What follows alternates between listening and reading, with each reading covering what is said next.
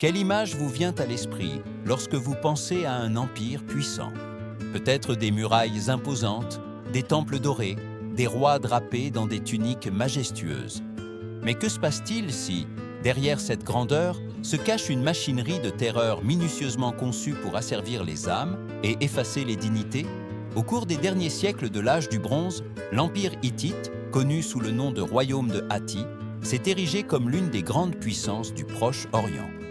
Depuis sa capitale, Hattusa, il contrôlait de vastes territoires, signait des traités diplomatiques avec l'Égypte et Babylone, et projetait une image d'ordre administratif. Cependant, sous cette façade d'organisation et de religiosité, battait un cœur froid, un système qui n'hésitait pas à utiliser la mutilation, l'humiliation publique et la déportation massive comme arme de contrôle. Les Hittites avaient compris une vérité troublante. La peur voyage plus vite que n'importe quelle armée.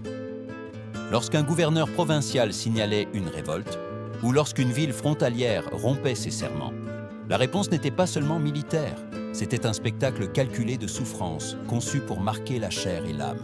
Imaginez un prisonnier rentrant chez lui, mais non plus comme un héros ou un martyr, mais sans nez, sans oreille, transformé en avertissement vivant. Son corps se transformait en une affiche humaine, un rappel que la rébellion contre Hatti n'était pas seulement punie de mort, mais d'une vie condamnée à la honte. Cette utilisation du corps comme toile du pouvoir impérial nous parle d'une mentalité troublante. La justice n'était plus simplement un instrument légal, mais une arme psychologique. Dans la culture hittite, le visage était intimement lié à l'identité et à l'honneur. Défigurer un visage, c'était arracher la dignité même d'un être humain, le laisser nu devant sa communauté, le réduire à une ombre. Cela ne nous rappelle-t-il pas d'autres époques de l'histoire européenne, où le déshonneur public, comme le pilori médiéval ou les marques au fer rouge sur la peau, était aussi redouté que l'exécution? La question est inévitable. Qu'est-ce qui fait le plus mal, perdre la vie ou perdre le droit de se regarder dans le miroir sans honte? Le royaume de Hatti ne fut pas le seul à emprunter ce chemin sombre. Assyriens, Babyloniens et plus tard même des puissances européennes eurent recours à la violence spectaculaire pour maintenir leur autorité.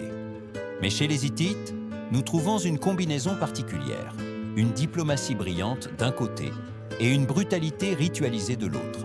C'était un empire capable de négocier des traités de paix avec des pharaons égyptiens et en même temps de renvoyer les rebelles avec les mains amputées en guise d'avertissement. Un mélange de civilisation et de barbarie, de lois écrites sur des tablettes d'argile et de messages gravés dans la chair humaine. L'écho de ce paradoxe nous parvient aujourd'hui. Est-il possible de construire la stabilité uniquement par la peur? Un État peut-il perdurer s'il se nourrit de l'humiliation de ses sujets? L'Empire hittite nous oblige à faire face à une vérité inconfortable. La gloire d'une civilisation peut se cacher derrière un rideau de sang. Et ce sang, versé non seulement sur les champs de bataille, mais aussi sur les corps des vaincus, devient l'encre avec laquelle s'écrit la mémoire collective. La peur était la langue officielle de Hatti, et tous, même ses alliés, apprirent à la comprendre. L'Empire hittite n'improvisait pas sa cruauté. Il l'organisait avec une précision chirurgicale. Lorsqu'un gouverneur provincial envoyait des nouvelles d'un soulèvement ou lorsqu'une ville frontalière rompait ses serments d'allégeance, la réponse de Hattusa était immédiate et calculée. Il ne s'agissait pas seulement de réprimer la révolte avec des épées et des chars de guerre.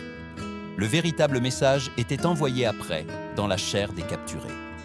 Des tablettes cunéiformes, écrites en akkadien et en hittite, nous relatent des châtiments qui allaient bien au-delà de la simple exécution.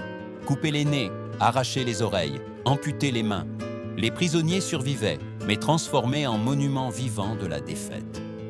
C'était la politique de la douleur, où la mutilation n'était pas un caprice cruel, mais une stratégie d'État. Imaginez un groupe de rebelles enchaînés, ramenés dans leur ville non pas comme des héros, mais comme des spectres marqués à jamais. Leurs visages défigurés étaient des rappels constants de l'omniprésence du pouvoir hittite. Le message était clair. Résister au royaume de Hatti ne signifiait pas seulement risquer sa vie, mais porter une honte qui s'étendrait à la famille et à la communauté.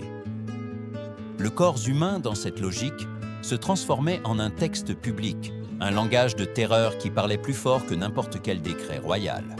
Les châtiments n'étaient non pas appliqués pour des vols ou des disputes mineures, ils étaient aussi réservés à ceux qui osaient défier l'État. La loi écrite sur des tablettes d'argile, qui prescrivait rarement des mutilations pour des crimes courants, se transformait en un théâtre d'horreur lorsqu'il s'agissait de rébellion. Mais derrière cette brutalité se cachait un arrière-plan psychologique encore plus sombre.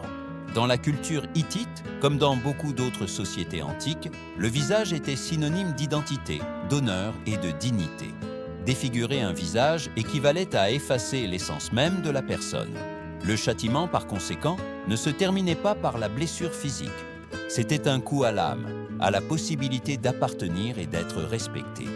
Ici apparaît une question troublante.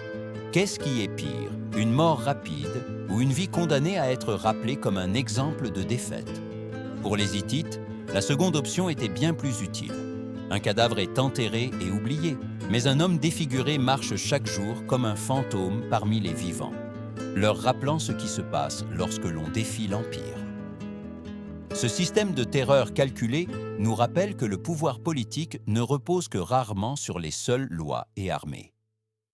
Il se nourrit aussi de symboles et de cicatrices.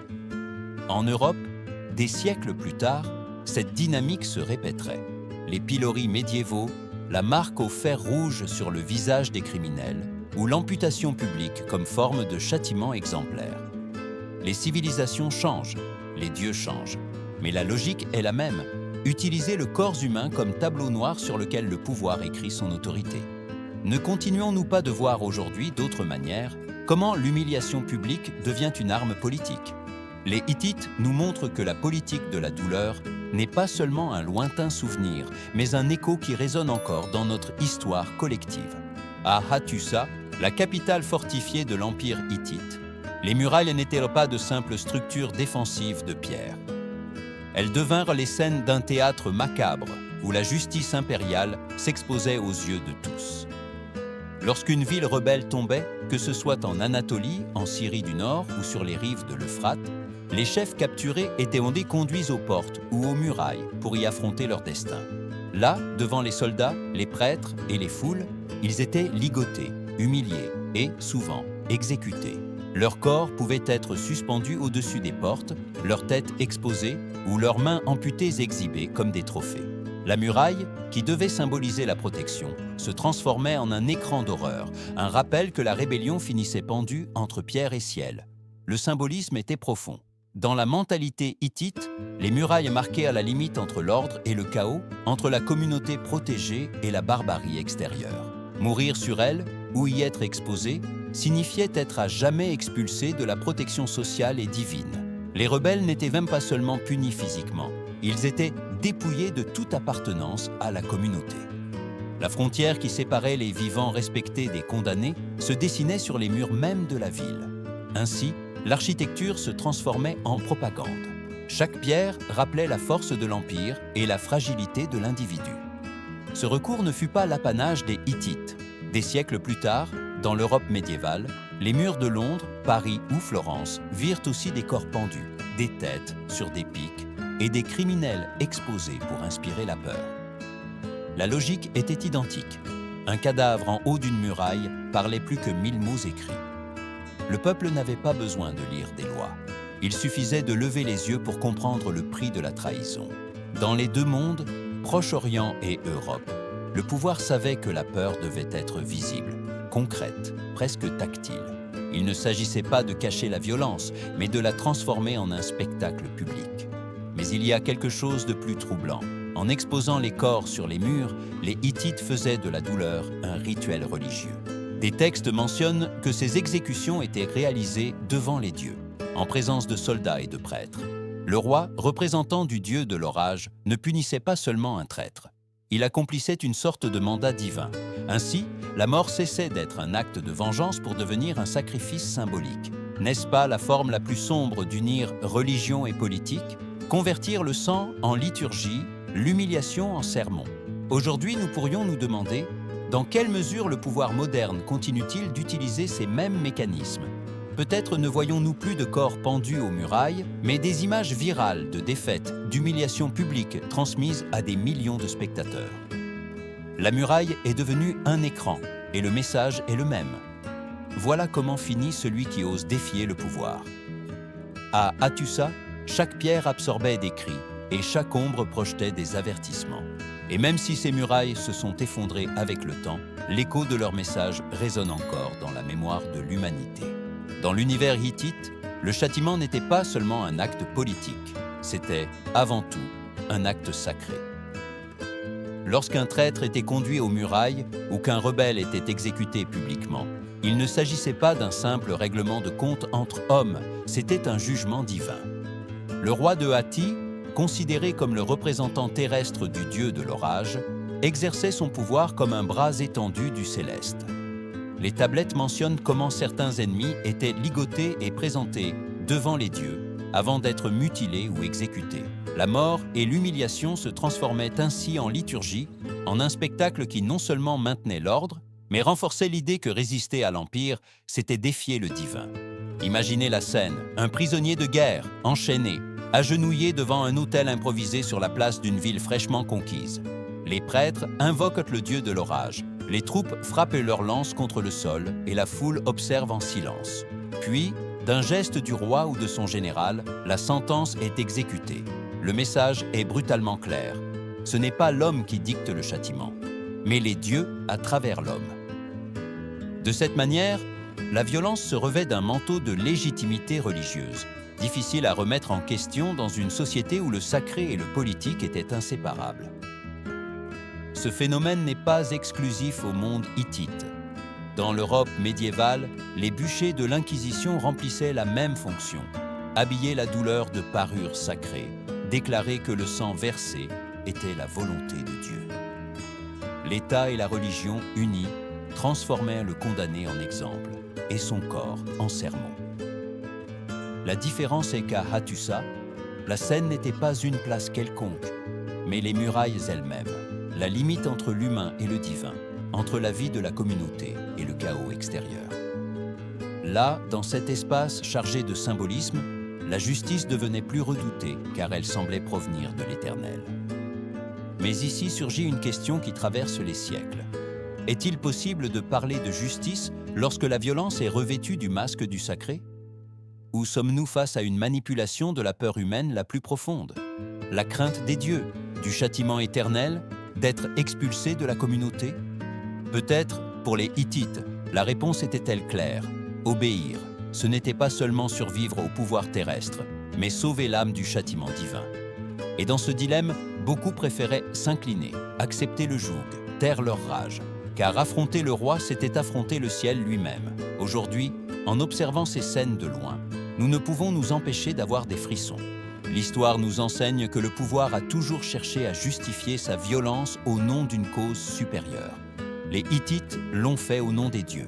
D'autres le feraient plus tard au nom de la justice, de la patrie ou même de la liberté. Les noms changent, mais le mécanisme demeure, envelopper la cruauté dans un récit moral. Et la question qui nous reste est inévitable. Jusqu'à quel point restons-nous prisonniers de ces rituels déguisés en vérité absolue? Si les murs de Hattusa parlaient avec des cadavres pendus, les routes de l'Empire criaient avec des pas fatigués et des chaînes traînées. L'un des châtiments les plus dévastateurs que les Hittites appliquaient au peuple rebelle était la déportation massive. Il ne s'agissait pas de simples déplacements, mais d'une stratégie systématique pour effacer des cultures entières du jour au lendemain. Quand une ville défiait le roi et était vaincue, il ne suffisait pas de tuer les chefs. Le vrai coup arrivait après. Des familles entières étaient arrachées à leur foyer, des temples détruits, des cimetières profanés, et tout un peuple était contraint de marcher vers des terres lointaines sous le contrôle de Hatti. Les textes cunéiformes de l'époque, notamment sous les règnes de Suppiluliuma Ier et Hattusili III, décrivent avec une froideur bureaucratique ces déplacements. Les artisans et scribes, considérés comme précieux, étaient séparés et envoyés servir directement à la cour ou à l'armée.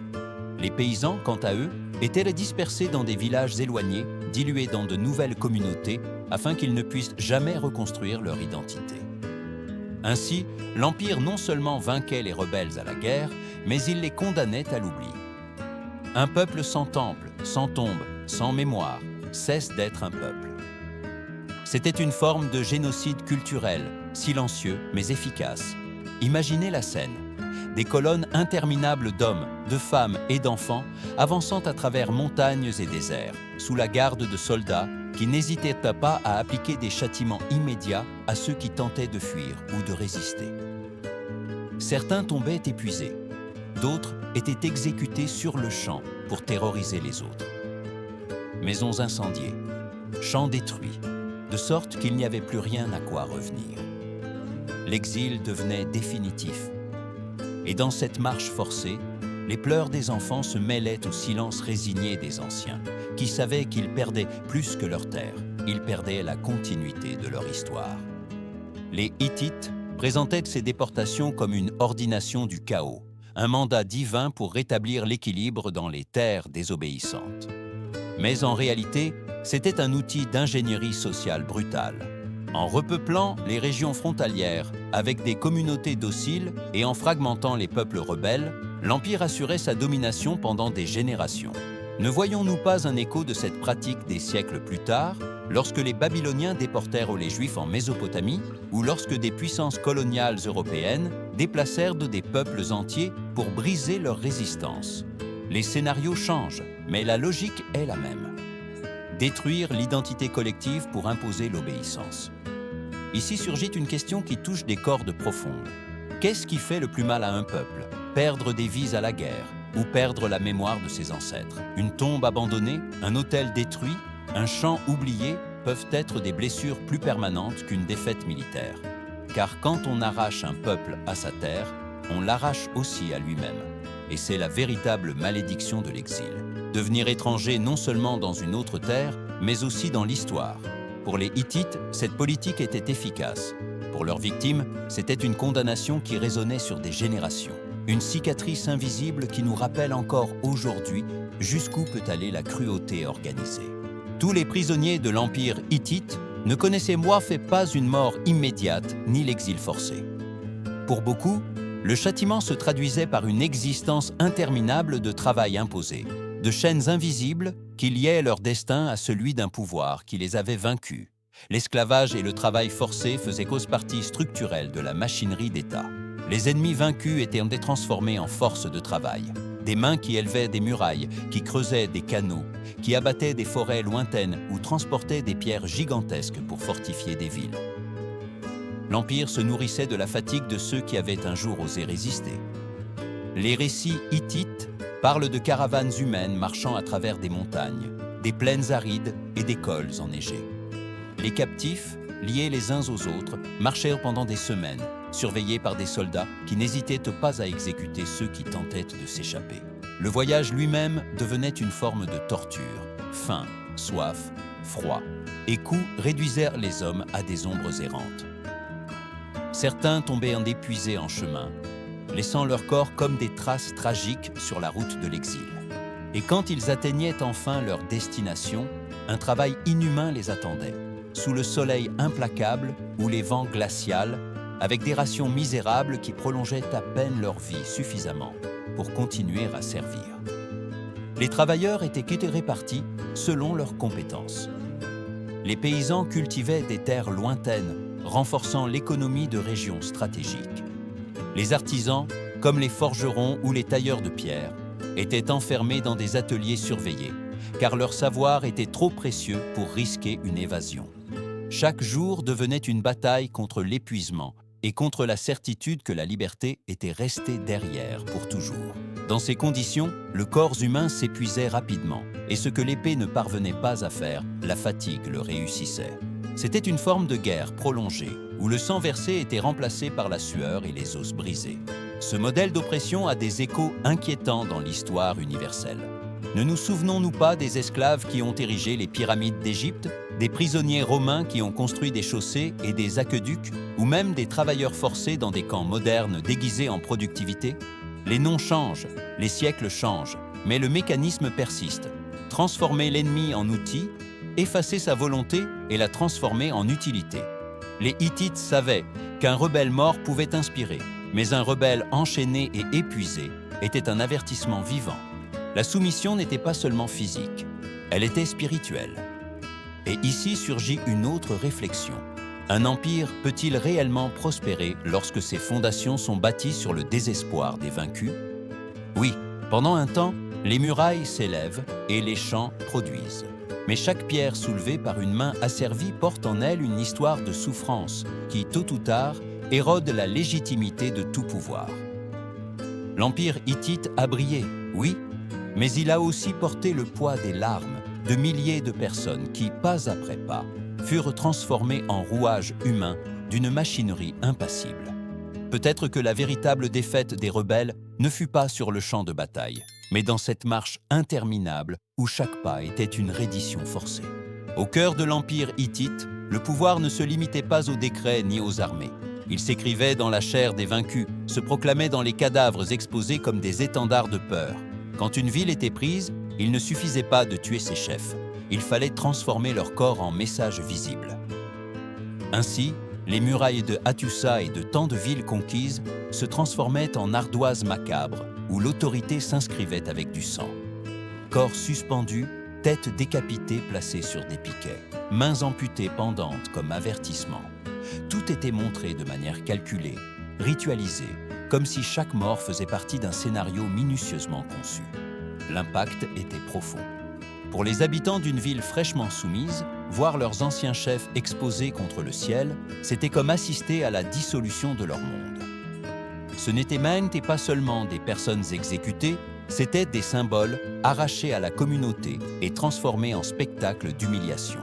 La frontière entre justice et propagande disparaissait, car l'objectif n'était plus d'infliger une punition, mais de semer une terreur qui survivrait dans la mémoire collective. Les murs devenaient des écrans de pouvoir, un théâtre où chaque passant était un spectateur forcé de la suprématie de Hatti.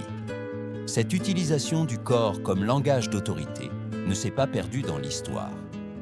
Des siècles plus tard, dans l'Europe médiévale, les têtes des traîtres décoraient les ponts de Londres, et en France, les suppliciés étaient exposés sur les places publiques pour servir d'exemple.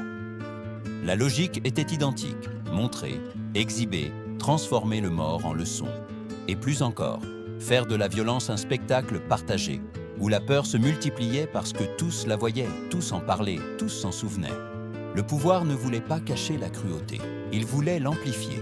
Le philosophe Michel Foucault, de nombreux siècles plus tard, parlerait de cette dynamique dans son analyse sur la discipline et le châtiment, le corps comme champ de bataille où s'inscrit la volonté de l'État. Et même si les Hittites ne l'ont jamais imaginé en ces termes, ils pratiquaient cette même pédagogie de la douleur. Chaque cadavre pendu à une muraille était un texte ouvert, lisible par tous, impossible à ignorer. Il ne s'agissait pas seulement de tuer l'ennemi, mais de le transformer en un signe, en un symbole qui parlait à des générations entières. Aujourd'hui, nous pouvons nous demander, avons-nous réellement changé? Peut-être ne contemplons-nous plus de corps pendus aux murailles, mais les médias modernes, images, nouvelles, réseaux sociaux, remplissent des fonctions similaires, diffusant humiliation et défaite à l'échelle mondiale. La muraille est devenue un écran et le message est le même. Voilà comment finit celui qui ose défier le pouvoir. En ce sens, les Hittites nous révèlent une vérité inconfortable. La peur, lorsqu'elle devient visible, se transforme en le langage le plus universel. Et tant qu'il existera des gouvernants qui l'utiliseront comme outil, il y aura toujours des murailles, qu'elles soient de pierre ou de pixels, où les corps, réels ou symboliques, seront exposés comme avertissement. L'empire hittite s'est éteint il y a plus de 3 millénaires, mais son ombre continue de se projeter sur l'histoire humaine. Ce fut un royaume qui atteignit une splendeur militaire et diplomatique, qui signa des traités avec les pharaons égyptiens et domina de vastes régions d'Anatolie et de Syrie. Cependant, ce fut aussi un empire qui a transformé la cruauté en politique d'État. Mutilation, exposition publique, déportation massive et marche d'esclavage. Toutes ces pratiques n'étaient pas des excès isolés, mais faisaient partie d'un système calculé pour maintenir le contrôle. La gloire de Hatti reposait sur des corps brisés et des mémoires arrachées, sur des générations entières condamnées à marcher sous le joug de la peur. Et pourtant, le plus troublant n'est pas ce qu'ont fait les Hittites, mais ce qu'ils nous révèlent de nous-mêmes. Car les puissances ultérieures n'ont-elles pas répété la même logique? De Babylone à Rome, de l'Inquisition médiévale aux déportations modernes, la violence s'est toujours parée de costumes différents. Justice, religion, sécurité, progrès. Mais l'essence demeure. L'utilisation du corps humain comme outil de propagande, la destruction de communautés pour affirmer le pouvoir de quelques-uns. Les dieux changent, les rois changent, les discours changent, mais le mécanisme de la peur est éternel. La grande leçon que nous laisse Hati est amère. Aucun empire ne peut se maintenir indéfiniment sur le sang et l'humiliation. Tôt ou tard, les murailles tombent, les corps pourrissent, et ce qui reste est la mémoire de la brutalité. L'histoire ne retient pas seulement les traités de paix ni les victoires militaires, mais aussi les cicatrices qu'ils ont laissées sur les peuples vaincus. Peut-être est-ce là l'ironie la plus cruelle. Les Hittites ont cherché à être rappelés comme des porteurs d'ordre divin, mais aujourd'hui nous les évoquons comme des architectes de la terreur. Et c'est là que l'écho de leur histoire nous atteint directement. Dans notre monde moderne, où la violence adopte des formes plus subtiles, avons-nous réellement appris quelque chose? Ou continuons-nous à perpétuer les mêmes pratiques, déguisées en civilisation? Peut-être que le véritable défi est de reconnaître que la grandeur d'une société ne se mesure pas à ses murailles, ni à ses conquêtes, mais à la dignité qu'elle accorde aux vaincus. L'Empire hittite nous oblige à nous demander quel héritage voulons-nous laisser dans la mémoire de ceux qui viendront après? Je vous invite à réfléchir et à partager dans les commentaires. Qu'est-ce qui vous semble le plus dévastateur? Perdre son corps par la mutilation ou perdre son âme en étant déraciné de sa terre? Abonnez-vous pour continuer à explorer les secrets les plus sombres de l'histoire. Et souvenez-vous, chaque civilisation nous laisse un avertissement. Celui de Hati est clair. La peur peut construire des empires, mais elle ne pourra jamais les maintenir pour toujours.